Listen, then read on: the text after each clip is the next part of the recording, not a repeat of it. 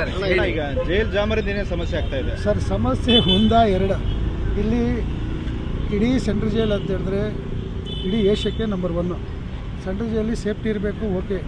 Central ಜೈಲವರು ಅವರು central jail ವ್ಯಾಪ್ತಿಗೆ ಮಾತ್ರ ಜಾಮರ್ನ ಫಿಟ್ ಮಾಡ್ಕೊಳ್ಳಿ. ಇಲ್ಲಿ ಫುಟ್ಪಾತಲ್ಲಿ ವ್ಯಾಪಾರ ಮಾಡೋರು ಅಂಥವ್ರಿಗೆ ಡಿಜಿಟಲ್ ಪೇಮೆಂಟ್ ಮಾಡೋದಕ್ಕೆ ತೊಂದರೆ ಆಗ್ತಾಯಿದೆ. ಆಮೇಲೆ ಮೆಡಿಕಲ್ ಎಮರ್ಜೆನ್ಸಿ ಅಂತ ಹೇಳಿದ್ರೆ ತೊಂದರೆ ಆಗ್ತಾಯಿದೆ. ಮೆಡಿಕಲ್ಗೆ ಎಮರ್ಜೆನ್ಸಿ ತೊಂದರೆ ಆಗ್ತಾಯಿದೆ. ಎಷ್ಟೋ ಜನ ಮೂರ್ನಾಲ್ಕು ಜನ ಇದು ಡೆತ್ ಆಗಿದ್ದಾರೆ. ಮೆಡಿಕಲ್ಗೆ ಫೋನ್ ಮಾಡೋಕ್ಕಾಗ್ದಿರ, ಆ್ಯಂಬುಲೆನ್ಸ್ಗೆ ಫೋನ್ ಮಾಡೋಕ್ಕಾಗ್ದಿರ ಹಾರ್ಟ್ ಅಟ್ಯಾಕ್ ಆಗಿ ಸತ್ತಿದ್ದಾರೆ. ಆಮೇಲೆ ಇಲ್ಲಿ ರಾತ್ರಿ ಇದು ವರ್ಕ್ ಮಾಡಿ ಬಂದು ಒಂದು ಝೊಮ್ಯಾಟೋಗೆ ಬುಕ್ ಮಾಡಬೇಕಂತ ಹೇಳಿದ್ರೇನು ಅಟ್ಲೀಸ್ಟ್ ಬುಕ್ ಮಾಡೋಕ್ಕೆ ಊಟ ಬುಕ್ ಮಾಡೋಕ್ಕಾಗ್ತಾಯಿಲ್ಲ. ಆಮೇಲೆ ಈ ವರ್ಕ್ ಫ್ರಮ್ ಹೋಮ್ ಮಾಡೋದಕ್ಕೂ ಕಷ್ಟ ಆಗ್ತಾಯಿದೆ. ಆಮೇಲೆ ಮಕ್ಕಳು ಶಾಲೆಗೆ ಹೋಗಿದ್ರೆ ಎಲ್ಲಿದ್ದಾರೆ ಅಂತ ತಿಳ್ಕೊಳಕ್ಕಾಗ್ತಾಯಿಲ್ಲ. ಗಂಡ ಕೆಲಸಕ್ಕೆ ಹೋಗಿದ್ರೆ ಎಲ್ಲಿದ್ದಾರೆ ಅಂತ ತಿಳ್ಕೊಳಕ್ಕಾಗ್ತಾಯಿಲ್ಲ. ಈ ಒಂಥರ ಎಲ್ಲೋ ಕಾಡು ಪ್ರದೇಶದಲ್ಲಿ ಇದ್ದಂಗೆ ನಮಗೆ ಭಾಸವಾಗ್ತಾಯಿದೆ. ದಯವಿಟ್ಟು ಈ ಸಮಸ್ಯೆನ ಆದಷ್ಟು ಬೇಗ ನಾವು ಪರಿಹಾರ ಮಾಡಿಕೊಡ್ಬೇಕು. ಅವ್ರ ರೇಂಜ್ ವ್ಯಾಪ್ತಿಯಲ್ಲಿ ಅವ್ರ ಸೇಫ್ಟಿಗೋಸ್ಕರ ಎಷ್ಟೋ ಮಾಡ್ಕೊಳ್ಳಿ. 2-3 ಕಿಲೋಮೀಟ್ರ್ ಮಾಡೋಷ್ಟು ಒಂದು ಇದು ಯಾಕೆ ಬಂದಿದೆ ಇಲ್ಲಿ? ನಾವು ಎಲ್ಲೋ ಒಂದು ಕಾಡು, ಅಮೆಝಾನ್ ಕಾಡಲ್ಲಿ ಇದ್ದಂಗಿದ್ದೀವಿ ನಾವು. ಇಲ್ಲಿ ವಾಸ ಮಾಡ್ತಾ ಇದ್ದೀವ? ಇಲ್ಲ. ಅಟ್ಲೀಸ್ಟ್ ಒಂದು ನೆಟ್ವರ್ಕ್ ಅನ್ನೋದು ಮೂಲಭೂತ ಸೌಕರ್ಯ. ಅದು ಆ ಸೌಕರ್ಯನೇ ಕಡಿಮೆ ಮಾಡೋದಾಗ ನಾವು ಅಟ್ಲೀಸ್ಟ್ ಕೋರ್ಟ್ಗೋ ಇಲ್ಲ ಮಾನವ ಹಕ್ಕು ಆಯೋಗಕ್ಕೋ ಇಲ್ಲ ಸ್ಟ್ರೈಕೋ ಏನೋ ಒಂದು ಪ್ರತಿಭಟನೆ ಮುಖಾಂತರ ನಾವು ಹಕ್ಕುಗಳನ್ನ ಪಡ್ಕೊಬೇಕಾಗಿ ಒಂದು ಇದು ಮಾಡಬೇಕಾಗುತ್ತೆ. ದಯವಿಟ್ಟು ಈ ಸೆಂಟ್ರಲ್ ಜೈಲ್ ಅಧಿಕಾರಿಗಳಾಗಲಿ, ಇದಕ್ಕೆ ಸಂಬಂಧಪಟ್ಟ ಒಂದು ಯಾವುದೇ ಇಲಾಖೆ ಆಗಲಿ, ದಯವಿಟ್ಟು ಜನರ ಒಂದು ಕಷ್ಟಕ್ಕೆ ಸ್ಪಂದಿಸಿ ಇಲ್ಲಿ ಈ ನೆಟ್ವರ್ಕ್ ವಿಷಯನ ಸಾಲ್ವ್ ಮಾಡಿಕೊಡ್ಬೇಕು. ಜನಗಳಿಗೆ ಎಷ್ಟೋ ಜನಕ್ಕೆ ಒಂದಲ್ಲ ಒಂದು ರೀತಿ ಬ್ಯಾಂಕ್ ವ್ಯವಸ್ಥೆ ಮಾಡಬೇಕಂದ್ರೆ OTP ಬರ್ತಾಯಿಲ್ಲ, ನಿನಗೆ ಫೋನ್ಪೇ ಮಾಡೋಕ್ಕಾಗ್ತಾಯಿಲ್ಲ, ಗೂಗಲ್ ಪೇ ಮಾಡೋಕ್ಕಾಗ್ತಾಯಿಲ್ಲ. ಎಷ್ಟೊಂದು ಸಮಸ್ಯೆ. ನೆಟ್ವರ್ಕ್ ಇದ್ರೇ ಈಗ ಡಿಜಿಟಲ್ ಇಂಡಿಯಾ ಅಂತ ಕರ್ಸ್ಕೊಳ್ಳೋ ಒಂದು ಯುಗದಲ್ಲಿ ನೆಟ್ವರ್ಕೇ ಇಲ್ಲ ಅಂತ ಹೇಳಿದ್ರೆ ಯಾವುದೂ ಕೆಲಸ ನಡೆಯಲ್ಲ. ದಯವಿಟ್ಟು ಇದನ್ನು ಆದಷ್ಟು ಬೇಗ ಸರಿಪಡಿಸಿ. My name is Srinivas Deshmukh.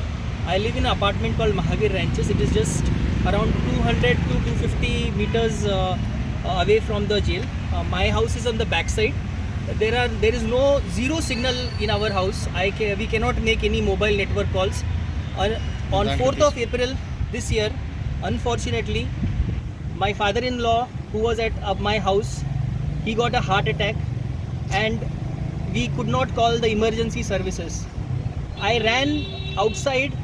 I went to the hospital which is close by. I got one doctor and a nurse boy, and they came to see him. He had a severe heart attack. The doctor said that if they wanted few things from the hospital, they tried to call the hospital. Their phone was also not reachable. We were really sad, heartbroken, and because of this signal issue, it's a nightmare for us. And he passed away. My father-in-law passed away on 4th of April, and we could not do anything. We could not call the emergency service. We had to take him to the hospital, hold him and take him to the hospital, and where they said that we could have something they could have done, some injection. Who is the responsible for your father?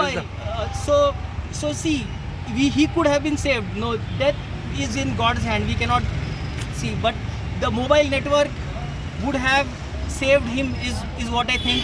If it was in place, he could have got emergency services earlier. So where you are facing the problem? We are facing this problem since Central Jail Jamar Parappanagara Hara, you can say.